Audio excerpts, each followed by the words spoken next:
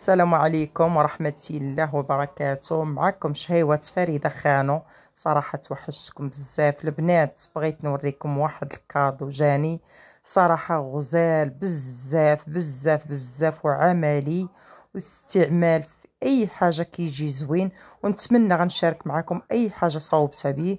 هنا البنات درت دجاج مرقد راني دايره في القناة ديالي. صراحة انا مولفة كنطيبو في الفران، ولكن بهاد الكادو يعني هاد اش غنقول لكم، واخا نعيا ما نوصف لكم في هادي، يعني خاصكم حتى تجربوه عاد تعرفوا. جابت لي الدجاج ما نعاودش لكم عليه، وغزال غزال غزال بزاف، وكندير فيه الدجاج وكيطيب بواحد الطريقه فنه. وصراحه انا دابا راجلي دايره لي الريجيم، يعني هادي سهلت عليا المأموريه بزاف. ومن هذا المنبر كنشكر صديقتي بزاف وصاحبتي اللي جابتها ليا، يعني مشكوره بزاف بزاف. وهانتو البنات راها ساهله لا في طريقه الاستعمال ولا في كل شيء، يعني نتمنى لاي واحد في الامكان ديالو يشريها وداكشي يشريها ما غيندمش عليها. وبالنسبه للبنات الدجاج هانتو كما كتشوفوا انا رقدته عادي بالعطريه بالكمون، شويه الهريسه الثومه والربيع والعطريه كلها، ودرت فيه ضامه تاع الثومه وصافي البنات. ورقدته درت ليه واحد شويه الخل وخليته واحد نص ساعه ودرتو في هادي. ما نعاودش لكم البنات كيفاش جا. وملي كديروا الوقت اللي عجبكم، يعني ماشي كديروا تقريبا 20 دقيقه وكتديروه المره الاولى وكتخليو كديروا الحراره. انا كندير الحراره 200، يعني كندير الحراره كثيره. وملي كديروا 20 دقيقه كتخليو وكتعاودوا ثاني تقلبوه وكديروا 20 دقيقه. وانا كتعرفوني كنبغي نجرب وكنبغي نعرف اشنو زعما اشنو كطيب. اللي كطيبو كيكون زوين بزاف وزعما، وخاصكم باللي نجربوا نتوما تعرفوه راه زعما صحي وداكشي.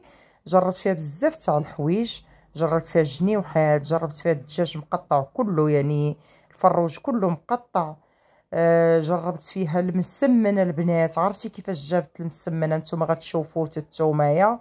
وجربت فيها الكرواسه ديالي المعروفه الهلال واي كرواسه، يعني في شكل العجينه ديال المسمن وهي كرواسه. وجربت فيها البنات الخبز، جربت فيها الكوطليط. يعني نتمناكم اللي في الامكان ديالو زعما تكون عنده ياخذها ويجربها، راه غزاله بزاف. وشوفوا البنات كيفاش جاب الدجاج في الاخر، ما نعاودش لكم عليه، كيشهي والله حتى كيشهي.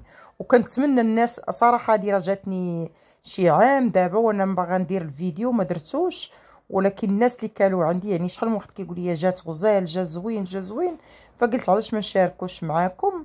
وانا صراحه مبقيتش كنلوح الفيديوهات بزاف، ولكن بغيت نشارك معاكم هاد لاباراي، يعني شي حاجه زوينه زوينه بزاف.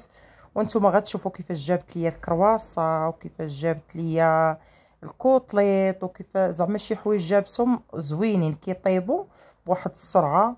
ومن نتمنىكم ما تنسوش فريده خانو وتتبعوا فيديوهاتها. صراحه ما بقيتش كنلوح الفيديوهات، ولكن كنتمنىكم انتم البنات شوفوا الكوطليط. هنايا كنت كندوي معاكم وباللي بان ليا الكوطليط بغيت نوريه لكم. انا درتو فيه بزاف تاع المرات، المهم هذه المره كدرت ليه فيديو انا وريته لكم. درت الكوطليط رقدته بالكمون والعطريه ودرت ليه البصله وماطيشه لتحت حتى هو جا كيشهي، يعني شي حاجه غزاله. يعني نتمنىكم الناس كلكم اللي شاف هاد الشيء جربوه ويخلي لي في التعاليق كيفاش.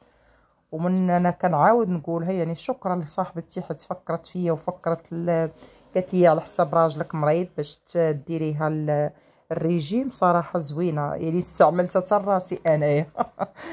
ايوا هانتو هنا غنوريكم الكرواسه اللي كندير، حتى هي جربتها فيها وعرفتوا كيفاش جات والله الا والبنات حقا نسيت ما قلتش ليكم، كنت تشوفوا البسطيله. هانتو البنات هذه هي كرواسه اللي قلت لكم. هذه المناسبه بغيت نقول لكم، عرفتوا البنات كيفاش كطيب بسطيله والسيجار والبريوات، عرفتي كطيبهم واخا كديري فيهم الزيت ولا نقطه تاع الزيت كتجي باينه.